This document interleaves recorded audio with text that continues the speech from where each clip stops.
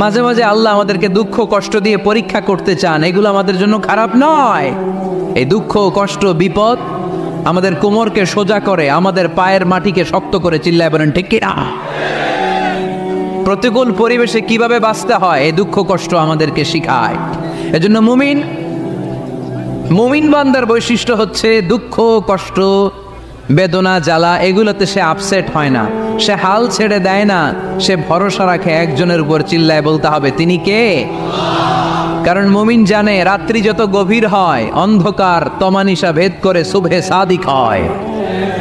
মুমিন জানে গর্ভবতী নারীর পেটের ব্যথা যেই দিন বাড়তে থাকে ওই দিনই নতুন মেহমান আগমনের সময় ঘনাতে থাকে।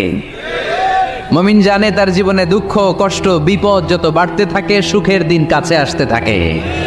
এজন্য মুমিনের হারাবার কিছু নেই। ইন্না মাআল উসরি ইউসরা, ইন্না মাআল উসরি ইউসরা। নবী হে, কষ্টের পরেই আছে আনন্দ, দুঃখের পরেই আছে সুখ। আপনি সমস্যায় পড়েছেন, ওই সমস্যার সমাধানও আছে না নাই?